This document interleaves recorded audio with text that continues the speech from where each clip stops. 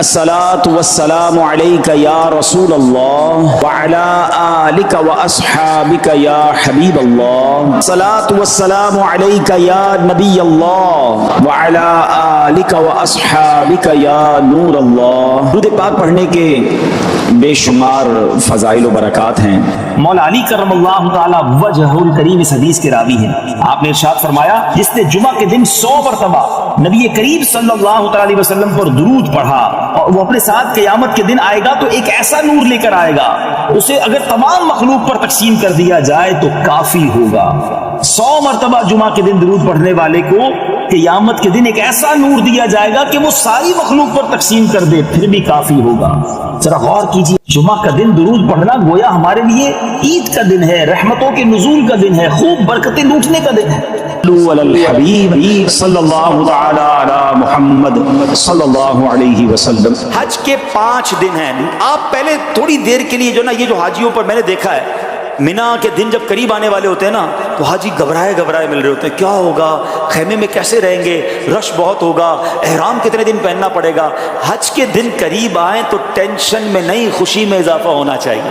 8 ذوالحجہ کو آپ جب مینا جائیں گے، آئے ہائے کیا منظر ہے. یقین کریں دنیا کے بڑے بڑے آپ نے پلازے دیکھے ہوں گے، دنیا کے بڑے بڑے ایسے شہر دیکھے ہوں گے جس کی مثال دی جاتی ہے، مگر یہ ایک ایسی بستی ہے جو سال میں ایک ہی بار آباد ہوتی ہے. لاکھوں لوگ خیموں میں جمع ہوتے ہیں.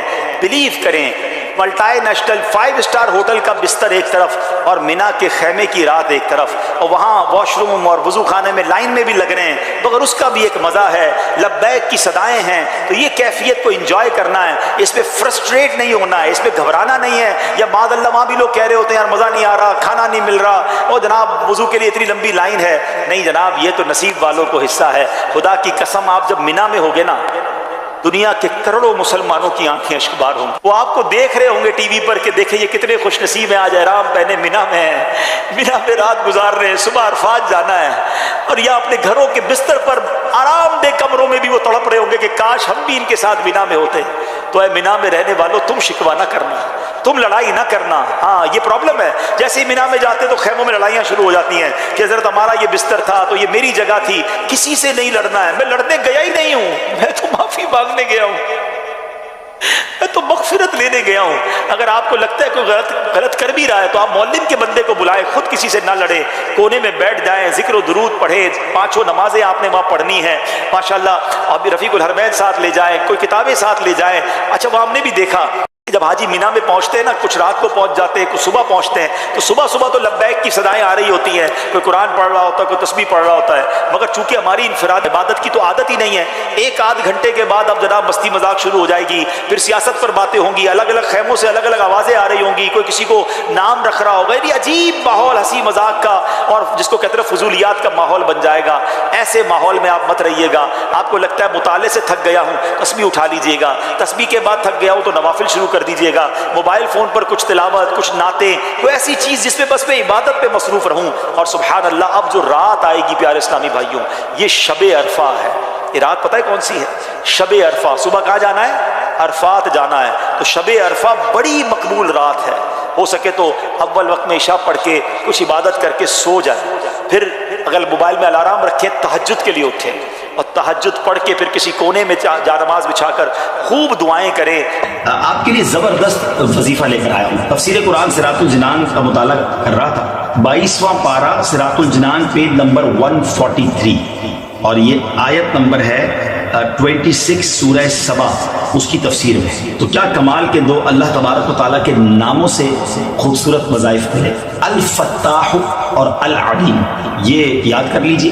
علامہ اسماعیل حقی رحمۃ اللہ تعالی فرماتے ہیں الفتاح، یہ اسم مبارک کا خاصہ یہ ہے کہ اس کی برکت سے مشکلات آسان ہو جاتی ہیں، دل روشن ہو جاتا ہے اور کامیابی کے اسباب حاصل ہو جاتے ہیں. نماز فجر کے بعد جس نے سینے پر ہاتھ رکھ کر 71 ٹائمز اس اسم کو یعنی یا فتاحو یہ پڑھا تو اس کا دل پاک اور منور ہو جائے گا، اس کا کام آسان ہو جائے گا اور اس کی برکت سے رزق میں بھی وسعت ہوگی۔ اور دوسرا ہے العلیم، اس اسم مبارک کا خاصہ یہ ہے کہ اس کا ورد کرتے رہنے والے کو علم اور معرفت حاصل ہوگی۔ یہ بھی پڑھتے رہا کریں، العلیم العلیم العلیم۔ اللہ تعالیٰ مجھے اور آپ کو اپنے ناموں کا اور اپنا ذکر کرنے کی توفیق عطا فرمائے۔ صلو علی الحبیب صلی اللہ تعالی علی محمد صلی اللہ علیہ وسلم۔ تو جہاں فرض نمازیں پڑھنی ہے اور اگر قربانی واجب ہے تو ضرور کیجئے۔ اچھا، یہ آج کل بڑی عجیب عجیب لاجکس نکالنے والے بتانے والے بتا رہے ہوتے ہیں کہ جناب قربانی اتنی ساری ہوتی ہے، اس کی بجائے کسی غریب کا بھلا کر دیا جائے۔ ان کو شاید پتہ ہی نہیں ہے کہ قربانی کی وجہ سے غریبوں کا کتنا بڑا بھلا ہوتا ہے۔ ویسے تو سوشل میڈیا پہ ہمارے بڑے تفصیلی کلپس موجود ہیں۔ پہلی بات تو ایک بات سمجھ لیں، میں اور آپ کوئی بھی نیکی کرتے ہیں اللہ کی رضا کے لیے۔ اگر میرے رب کی رضا ان دنوں میں قربانی میں ہے تو لبیک اللہم لبیک، میرے رب کی رضا ہے میں قربانی کروں گا۔ میں ادھر ادھر کی باتیں نہیں سنوں گا کہ اس کے بدلے کچھ اور کر لو، اس کے بدلے کچھ اور کر لو۔ اور آپ غور کر لیں، ہر سال کچھ لوگوں کے پیٹ میں درد ہوتا ہے جب حج پہ لوگ جاتے ہیں کہ کروڑوں روپے خرچ کر کے وہاں کیوں جا رہے ہیں، کسی غریب کا بھلا کر دیں۔ اچھا جناب، یہ کروڑوں روپے کی قربانی ہو رہی ہے، کسی غریب کا بھلا کر دیں۔ 12 ربیع الاول کو اگر کوئی لنگر کرتا ہے، نیاز کرتا ہے، خوشی میں لائٹیں لگاتا ہے تو کسی غریب کا بھلا، کوئی نہ کوئی لاجک لے کر آتے ہیں۔ یہ ساری لاجکس جو ہیں، آپ ذرا غور کریں اس کے پیچھے معاملہ کیا ہے۔ کبھی بھی آپ کو یہ سنائی دیتا ہے کہ جناب اتنا مہنگا موبائل فون لینے کی کیا ضرورت ہے، کسی غریب کا بھلا کر دیں؟ اتنی مہنگی واچ آئی ہے اور جناب اتنی مہنگی گھڑیاں پہننے کی ضرورت کیا ہے، کسی غریب کا بھلا کر دیں؟ برانڈڈ کپڑے پہننے کی ضرورت کیا ہے، کسی غریب کا بھلا کر دیں؟ جناب نیو ایئر نائٹ میں اتنی آتش بازی کرنے کی کیا ضرورت ہے، کسی غریب کا بھلا کر دیں؟ اپنے بچوں کی شادی میں اتنے قسم کے فنکشن کرنے کی ضرورت کیا ہے؟ نہیں، آپ کہیں نہیں سنیں گے۔ سارے غریب یاد آئیں گے کہ جب اللہ کی عبادت کی طرف مسلمان رجوع کرتے ہیں، جب ان کا شوق بڑھتا ہے کہ رب کی بارگاہ میں قربانی پیش کرے، خرچ کرے، اپنی جان کی قربانی پیش کرے، وقت دے، تو there is something wrong۔ اس باٹم ان ہارٹ میں کچھ گڑبڑ ہے، سمجھیے بات کی۔ اب میں آپ کو بتاتا ہوں، جس کو بہت زیادہ اس بات کی فکر ہے کہ غریبوں کا بھلا ہو جائے، یہ قربانی سبحان اللہ، یہ ایک ایسا شاندار فریضہ ہے اور ایسی خوبصورت یوں سمجھے کہ تہوار ہے، اسلامی تہوار ہے کہ جس کی برکت سے لاکھوں نہیں کروڑوں غریبوں کا بھلا ہوتا ہے فرام دا ڈے ون۔ اچھا، صرف پاکستان کی مثال لے لیں، ویسے ہمارے جتنے یہ جو تیسری دنیا کے بڑے صغیر کے ملک کہلاتے ہیں، جب بہت قربانی ہوتی ہے، پاکستان ہو گیا، ہندوستان ہو گیا، بنگلہ دیش، جہاں بھی غریب ممالک ہیں، مجھے بتائیے قربانی کے جانور آتے کہاں سے؟ 90% جانور وہ لوگ لے کر آتے ہیں جو اپنے گھروں میں، اپنے گاؤں گوٹھوں میں ان جانور کو پالتے ہیں، غریب لوگ ہوتے ہیں، اور پورا سال پالتے ہیں تاکہ قربانی کے دنوں میں بیچیں گے تو اس سے ہمیں پیسے ملیں گے۔ تو ان لاکھوں کروڑوں غریبوں کا بھلا ہوتا ہے جب قربانی ہوتی ہے۔ اچھا، بزنس کا ماڈیول کیا ہے؟ What is the way to boost your business اور یور اکانومی؟ اس کا طریقہ یہ کہ ایک بندے کی جیب سے پیسہ نکلے اور وہ مختلف لوگوں کی جیبوں میں چلا جائے، امیر کی جیب سے پیسہ نکلے، غریب کی جیب میں چلا جائے۔ تو اب وہ غربا، وہ محنت مزدوری کرنے والے گاؤں گوٹ کے ولیجرز، وہ گاؤں گوٹ کے رہنے والے جانور لے کر شہروں میں آتے ہیں، اور جناب اب امیر آدمی، سب سے پہلی بات بہت بڑا ٹینشن ریلیز آپ کا یہ کر دیتا ہوں کہ احرام آپ نے 5 دن نہیں، صرف 2.25 دن باندھنا ہے، صرف 2.25 دن کا احرام ہے۔ 1.5 دن تو پہلی عمرے میں باندھ لیا تھا آپ نے، پھر کائی کی ٹینشن ہے؟ پہلی میں نے کہہ دیا احرام فرینڈلی ہو جاؤ، اور حج میں میکسیمم 2.5 دن کا احرام ہے، کوئی 5 دن کا احرام نہیں ہے، ٹھیک ہے؟ تو آدھا ٹینشن تو ویسے ریلیز ہو گیا ہوگا۔ اب آ جاؤ حج کے 5 دن کیا کیا ہے؟ 8 ذوالحجہ، 9 ذوالحجہ، 10 ذوالحجہ، 11 اور 12، ٹھیک ہے؟ یہ 5 دن حج کے جو اہم مناسک ہیں وہ اس کے اندر ہیں۔ 8 کو ہم نے کہاں جانا ہے؟ انشاءاللہ مینا جانا ہے۔ کہاں جائیں گے؟ ظہر کی نماز سے پہلے مینا پہنچ جائیں، اور 5 نمازیں مینا میں پڑھنی ہیں، ظہر، عصر، مغرب، عشاء اور فجر۔ فجر پڑھیں گے وہ کون سا دن ہو جائے گا؟ ویری گڈ، کون سا دن ہو جائے گا؟ 9 کا دن۔ 8 کی ظہر سے لے کر 9 کی فجر تک ہم نے مینا میں رہنا ہے، 5 نمازیں پڑھنا مینا میں سنت ہے۔ اب 9 کی فجر کے بعد یاد رکھیے گا، حج کا crucial day, most important day of حج، جس کو وقوف عرفہ، اور جس کو یہ کہیں کہ وہ رکن اعظم ہے حج کا، اس کے بغیر حج ہی نہیں ہو سکتا، اور وہ ہے عرفات کا دن۔ اور اب یہ دن آ گیا ہے 9 ذوالحجہ، یہ یوم عرفہ کہلاتا ہے۔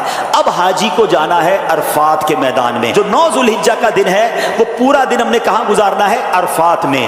یہ خاص دن ہے، جیسے ہی ظہر کا وقت شروع ہوگا، سبحان اللہ، ظہر کا وقت شروع ہوا اور جتنے لوگ وہاں پر عرفات میں موجود ہیں احرام کی نیت کے ساتھ، وہ سارے کے سارے حاجی ہو گئے۔ ہاں، ایک ایک لمحہ بھی کسی نے ظہر کا وقت شروع ہونے کے بعد سے لے کر اگلے دن صبح صادق سے پہلے پہلے عرفات میں گزار لیا وہ حاجی ہو گیا۔ ہاں لیکن جو صبح چلا گیا ہے یا ظہر کے وقت سے پہلے گیا یا ظہر کے بعد بھی گیا، وہ غروب آفتاب سے پہلے باہر نہیں نکل سکتا۔ یہ بڑا مسئلہ ہے کہ بعض اوقات ہوتا یہ کہ دوپہر 3-4 بجے سے بعض خیمے والے کہتے چلو بھائی مزدلفہ چلنا ہے، نہیں، مغرب کا وقت ہو گیا اب آپ آ جائیں گے مزدلفہ۔ یہ جو رات ہے، اللہ اکبر، بعض علماء فرماتے